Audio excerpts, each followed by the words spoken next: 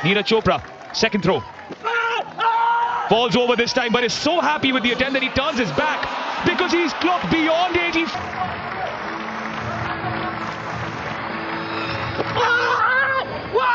Falls over. Wow! आज एक नीरज के एक गोल्ड मेडल से आज रोहित यादव और यशवीर सिंह आपके सामने खड़े हो गए। मतलब अगर आप फाइनल में देखिए, आपके पास 85.83 जो सीजन बेस्ट है वो नीरज चोपड़ा है, 81.56 रोहित यादव है, 81.33 यशवीर सिंह है। आप एक अरशद नदीम के बाद दूसरा यासिर ना बना सके। यासिर बेचारा वो क्वालिफाई नहीं करता फाइनल के अंदर।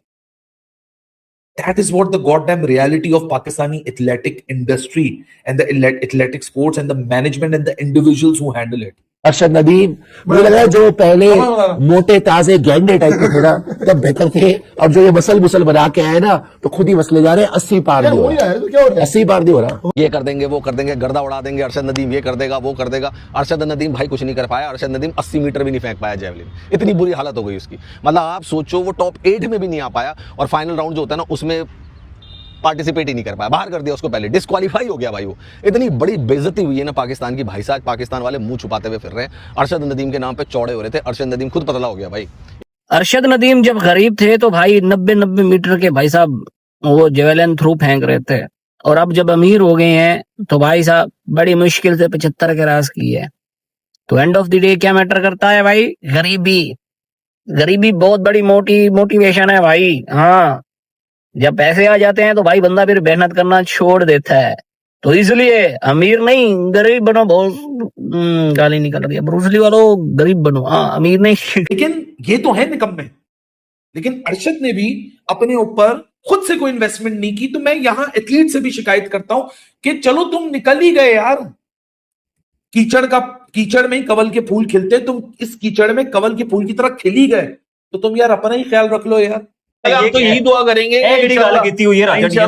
इंशाल्लाह ही करेंगे ना हम तो, कि भाई हमारा प्लेयर पाकिस्तान का वो नाम करे और वो गोल्ड मेडल ले, और क्या बोले कि ना ले। नीरज चोपड़ा भारत के वो एथलीट हैं, सिर्फ भारत ने, सिर्फ इंडिया ने नीरज चोपड़ा के ऊपर लगभग पाकिस्तानी 4 करोड़ रुपए खर्च किए उनकी ट्रेनिंग के ऊपर। जीतने वाले चोपड़ा साल के 6 करोड़ रुपए इंडियन कमाते हैं, 6 करोड़ रुपए इंडियन। इतनी उनकी इंडोर्समेंट है, इतनी उनको सरकार की सपोर्ट है। नीरज चोपड़ा क्यों लेजेंड है? Because he is consistently ranked amongst the best in the world.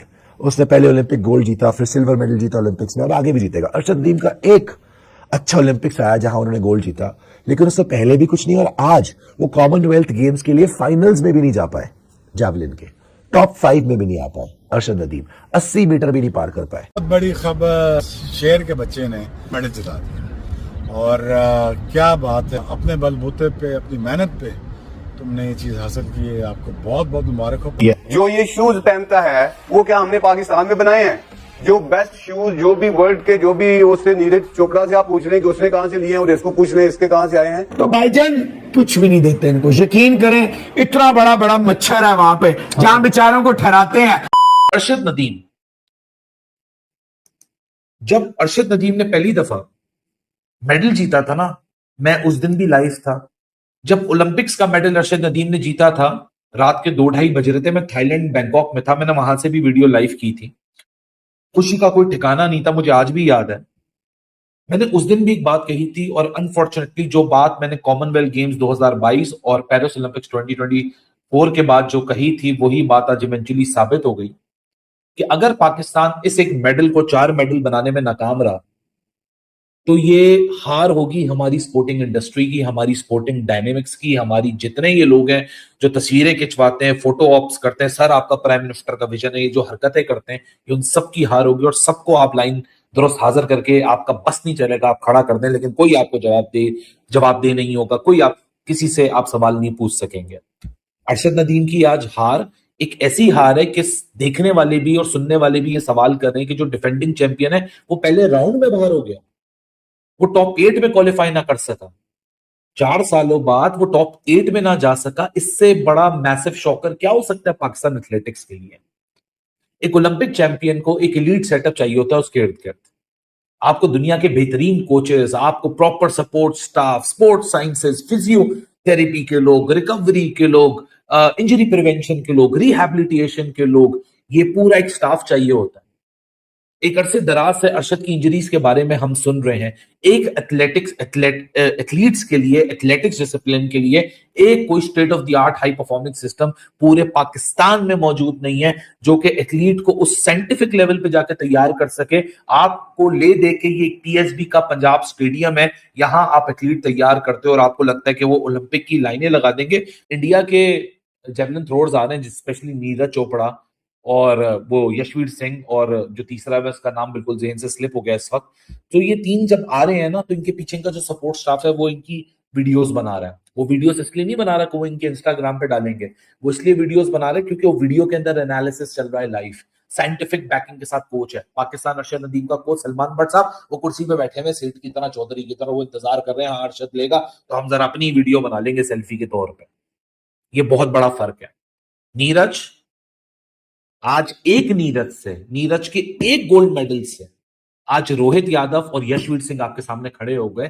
मतलब अगर आप फाइनल में देखिए, आपके पास 85.83 जो सीजन बेस्ट है वो नीरज चोपड़ा है, 81.56 रोहित यादव है, 81.33 यशवीर सिंह है।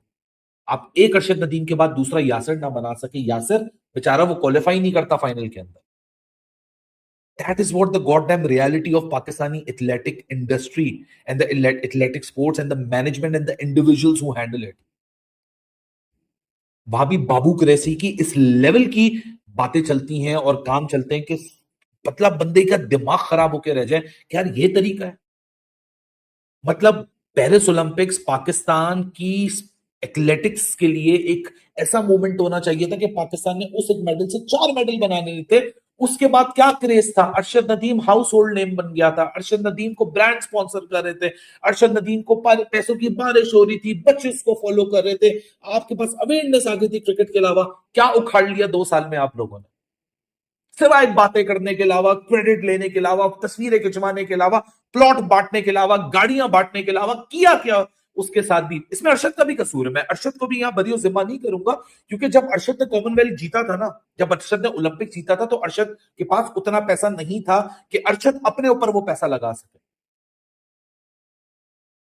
लेकिन ये तो है निकम्मे, लेकिन अरशद ने भी अपने ऊपर खुद से कोई इन्वेस्टमेंट नहीं की। तो मैं यहां एथलीट से भी शिकायत करता हूं कि चलो तुम निकल ही गए यार, कीचड़ में ही कवल के फूल खिलते, तुम इस कीचड़ में कवल के फूल की तरह खिल ही गए, तो तुम यार अपना ही ख्याल रख लो यार।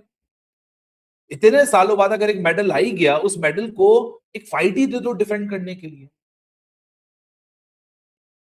पेरिस ओलंपिक्स के बाद एक मैड किस्म की इन्वेस्टमेंट होनी चाहिए थी। आपको state of the art high performance centre बना देना चाहिए था। आप लाखों करोड़ों रुपए पॉलिटिक्स, आप शो शा के लिए खर्च कर देते, नहीं खर्च करते तो स्पोर्ट्स के लिए खर्च नहीं करते, और आप सपने बना के बैठ जाते हैं कि अब LA 2028 आ रहा है, उसमें हम क्या कहते हैं अपना मेडल जीतेंगे। हेलो फ्रेंड्स, आप देख रहे हैं स्पोर्ट्स विद रवीश, मैं हूं आपके साथ रवीश बिष्ट। और दोस्तों, कॉमनवेल्थ गेम्स के मैदान में बेइज्जती हो गई भाई पाकिस्तान की। पाकिस्तान वाले मुंह छुपाते हुए फिर रहे हैं, पाकिस्तान के यूट्यूबर्स ने सरेंडर कर दिया भाई साहब, मुंह दिखाने के लायक नहीं बचे हैं पाकिस्तानी। और उसका रीजन ये है कि ये लोग अरशद नदीम और नीरज चोपड़ा का जो जेवलिन थ्रो का कंपटीशन था उसको बढ़ा चढ़ाकर पेश कर रहे थे कि भारत और पाकिस्तान की जंग होने वाली है। अरशद नदीम ने जिस तरीके से पेरिस ओलंपिक में गोल्ड मेडल जीता था और नीरज चोपड़ा को सिल्वर मेडल जीता था, तो ये लोग ये कह रहे थे कि कॉमनवेल्थ गेम्स में उसी का एक नजराना और देखने को मिलेगा, एक ट्रेलर और देखने को मिलेगा 2028 लॉस एंजलिस ओलंपिक से पहले, जहां अरशद नदीम एक बार फिर से नीरज चोपड़ा को हरा देंगे। लेकिन भाई जेवलिन थ्रो में इसके ठीक उल्टा हुआ। अरशद नदीम तो फाइनल राउंड के लिए क्वालिफाई भी नहीं कर पाए, मतलब वो टॉप 8 में आए ही नहीं, क्योंकि उनका थ्रो 80 मीटर तक भी नहीं गया। भाई अगर हम बात करें पेरिस ओलंपिक की, वहां उन्होंने 90 मीटर से भी ज्यादा फेंक दिया था।